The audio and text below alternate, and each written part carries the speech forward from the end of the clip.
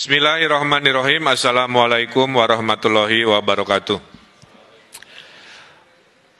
Rekan-rekan media yang kami banggakan, saya bersama Forum Komunikasi Pimpinan Daerah Provinsi Jawa Barat baru saja selesai melakukan video conference dengan 5 kepala daerah, yaitu Bupati Kabupaten Bogor, Wakil Wali Kota Bogor, Wali Kota Depok, Wali Kota Bekasi, dan Bupati Kabupaten Bekasi.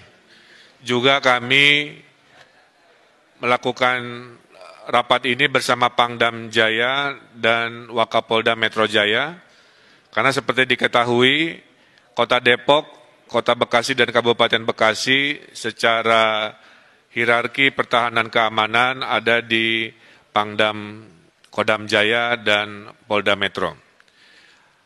Yang pertama ingin saya sampaikan bahwa Menteri Kesehatan sudah mengirimkan surat persetujuan kemarin sore yang menyatakan bahwa 5 wilayah di Provinsi Jawa Barat itu disetujui untuk melaksanakan PSBB, ya, pembatasan sosial berskala besar. Kami koordinasikan dan kami menetapkan bahwa PSBB di 5 wilayah ini akan dimulai di hari Rabu, tanggal 15 ya? Hari Rabu, dini hari tanggal 15 bulan April 2020 ini selama 14 hari. Setelah 14 hari nanti kita evaluasi apakah diteruskan atau dikurangi intensitasnya. Oleh karena itu, kami sudah berkomitmen selama PSBB 14 hari ini, tes masif sebagai metode pelacakan persebaran virus akan kami maksimalkan. Per hari ini sudah 70.000 tes masif dilakukan di Jawa Barat, dan akan kami teruskan sampai target 100.000 dan seterusnya sampai target 300.000. Yang menarik dari PSBB di 5 wilayah, ada 2 yang sifatnya kabupaten. Maka kabupaten ini berbeda dengan DKI atau Kota Bogor, Kota Depok, Kota Bekasi, mereka memiliki desa. Sehingga tidak bisa diperlakukan PSBB-nya persis seperti yang wilayah kota, seperti contohnya DKI Jakarta. Oleh karena itu, Kabupaten Bogor dan Kabupaten Bekasi memutuskan PSBB-nya terbagi 2. Di zona merah, kecamatan-kecamatan tertentu, PSBB-nya maksimal. Di non-zona merah, PSBB-nya akan menyesuaikan antara minimal sampai kelas menengah, kira-kira begitu. Khusus untuk Kota Depok, Kota Bekasi, dan Kota Bogor akan melaksanakan istilahnya PSBB maksimal. PSBB maksimal ini salah satunya akan memulai menutup akses ke wilayah-wilayah sekitar di hari Rabu, kemudian juga akan membatasi kegiatan-kegiatan perkantoran, kegiatan-kegiatan komersial, kegiatan-kegiatan kebudayaan, dan kegiatan-kegiatan keagamaan. Kepada mereka yang terdampak oleh COVID, kami kelompokkan ke dalam 2 golongan. Golongan pertama adalah golongan yang terdata oleh pemerintah DTKS, maaf. Jadi ada kelompok pertama yang tersurvei namanya DTKS. Nah, yang DTKS ini mayoritas akan dibantu oleh APBN melalui kementerian-kementeriannya. Kemudian ada kelompok 2 yang namanya non-DTKS, yaitu mereka-mereka yang rawan miskin baru, yang sebelumnya tidak masuk daftar bantuan. Nah, di non-DTKS ini, yang rawan miskin baru terbagi 2 juga, yang berKTP 5 wilayah dan perantau. Jadi kepada para perantau di wilayah 5 ini, jangan khawatir, Anda tetap akan juga dibantu oleh pemerintah Jawa Barat dan pemerintah 5 wilayah ini. Anda akan dipersamakan haknya. Selama Anda memang berhak dan butuh bantuan, kami akan bantu. Jadi saya ulangi, hari ini RT RW sedang melakukan pendataan, maka DTKS yang ada datanya dibantu, yang tidak masuk juga dibantu walaupun berKTP atau tidak berKTP wilayah tersebut. Selama de facto memang bekerja ngekos atau bekerja di situ. Bantuan terhadap Bodebek ini pintunya ada 7. Pertama, mereka akan dibantu oleh PKH, ini yang sudah rutin. Kedua, mereka yang akan dibantu oleh kartu sembako atau pangan non-tunai, ini sudah rutin. Ketiga, mereka akan dibantu oleh kartu prakerja untuk pengangguran dan yang kena PHK. Keempat, mereka akan dibantu oleh Presiden lewat bansosnya 600.000 kali 3 bulan. Kelima, kalau di kabupaten mereka akan dibantu pertama kali oleh dana desa. Sekitar 20 dari 30 sampai 30% dana desa akan dipergunakan untuk membantu miskin baru karena COVID di desa. Yang keenam, baru dana sosial dari provinsi yang 500.000 kali 4 bulan. Itu sudah siap. Dan yang ketujuh, kalau masih kurang, akan diberikan oleh dana sosial dari kota kabupaten di 5 wilayah. Jadi para RT RW saya himbau untuk segera melakukan kajian ulang, mensurvei ulang, jangan sampai ada perantau karena alasan tidak berKTP di sana, tidak dihitung sebagai yang dibantu. Selama ekonominya memang susah dan perlu bantuan, itu perlu kita bantu. Tidak boleh ada orang warga Indonesia yang kelaparan di tanah Jawa Barat, siapapun itu insya Allah kami bantu. Bantuan itu datangnya bervariasi waktunya.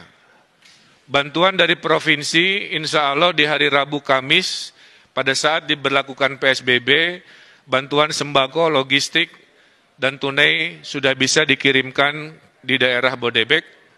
Menyusul seminggu kemudian menurut laporan bantuan dari pemerintah pusat. Kira-kira begitu, itu juga akan didistribusikan. Terakhir, dari sisi bantuan, Jawa Barat akan menghadirkan gerakan nasi bungkus atau disingkat Gasibu, ya, gerakan nasi bungkus Gasibu. Gerakan nasi bungkus ini adalah jika bantuan sosial yang jumlahnya 7 masih ada yang terlewat, ada orang-orang lapar di jalan, di RW-RW, minimal perutnya tidak kosong, akan ada dapur umum di kelurahan-kelurahan di 5 wilayah yang akan membagikan nasi bungkus kepada mereka yang kelaparan. Kami mohon, disinilah sila ketiga persatuan Indonesia kita harapkan, maka kepada mereka yang mampu menyumbang makanan atau nasinya atau apa, silahkan koordinasikan dengan RW masing-masing untuk membantu kesetiakawanan sosial kepada mereka yang mungkin tidak termasuk atau terlewat oleh bantuan formal dari pemerintah. Jadi di Jawa Barat insya Allah dijamin tidak ada mereka yang berkesusahan yang tidak dibantu oleh bantuan pemerintah baik formal maupun non-formal. Oleh karena itu kami sudah perintahkan semua RW di Jawa Barat khususnya di wilayah PSBB ini untuk mendeklarasikan sebagai RW siaga. RW siaga yang melaporkan mereka yang perlu dibantu, RW siaga yang melaporkan jika ada kedatangan tamu yang perlu diwaspadai, dan RW siaga yang mendata dengan seadil-adilnya data. Nah, terkait sanksi, perbedaan PSBB dengan sebelumnya, sebenarnya hampir sama, bedanya dulu tidak ada sanksi. Dengan adanya PSBB, maka aparat hukum diberi kewenangan memberikan sanksi. Nah, sanksinya kami serahkan kepada wali kota dan bupati, menyesuaikan dengan kebijakan diskresi dari wali kota bupati. Nah, termasuk yang ojol juga tadi, ya, itu diserahkan kebijakannya apakah boleh narik penumpang atau tidak, hanya barang saja itu kita serahkan kepada wali kota dan bupati. Dan kepada pabrik-pabrik yang masih buka, sudah kami arahkan, tolong di-SK-kan mana industri-industri yang masuk strategis dan boleh dibuka, dan mana yang harus tutup dulu. Bagi yang akan dibuka, diwajibkan memberikan rasa aman. Jadi pabrik industrinya harus melakukan tes masif juga kepada karyawannya. Setelah tes masif dilakukan, maka bupati, wali kota selama PSBB mengizinkan mereka jika membuktikan tidak ada yang positif di pabrik itu melalui tes masif tersebut. Tentu dengan social distancing dan protokol kesehatan. Terakhir dari saya adalah PSBB di Jawa Barat ini akan ada 3 tahap. Tahap pertama adalah wilayah tadi, Depok, Bogor, Bekasi. PSBB kedua adalah Bandung Raya. Jadi kami sedang mempersiapkan surat, kajian data, karena ada lompatan di Bandung Raya, di Kota Bandung, Cimahi, KBB, Kabupaten Bandung, sedikit Sumedang, maka itu adalah PSBB tahap 2 yang kami rencanakan, dan yang ketiga jika dibutuhkan, kira-kira begitu. Nah, Bapak Ibu yang saya hormati, saya tutup dengan sebuah semangat bahwa penyakit COVID-19 ini ada 3 benteng pertahanan. Benteng pertama adalah benteng pencegahan. Social distancing di situ, PSBB di situ. Ini mudah dilakukan tapi juga susah jika kita tidak taat dan tidak disiplin. Kalau jebol benteng pertama karena tidak disiplin, masuklah benteng kedua yaitu pelacakan. Dengan pelacakan kita tahu di mana klaster-klaster penyebaran virus.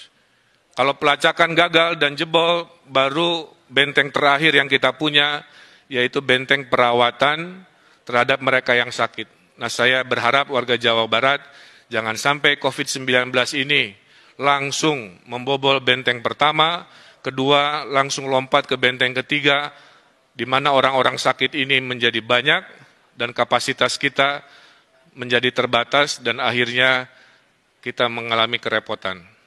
Kalau tidak ada halangan, menurut hitungan, kalau PSBB ini lancar harusnya akhir Juni, kita bisa tren turun COVID-19, tapi kalau tidak disiplin di PSBB ini, kita khawatir COVID-19 ini masih berlanjut di bulan-bulan berikut yang melelahkan.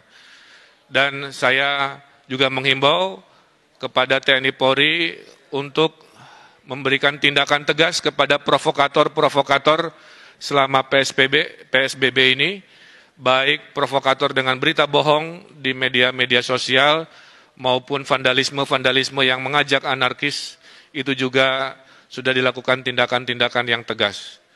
Mudah-mudahan dengan kekompakan, dengan kebersamaan, dengan ketaatan, insya Allah kita pasti menang melawan COVID-19 ini.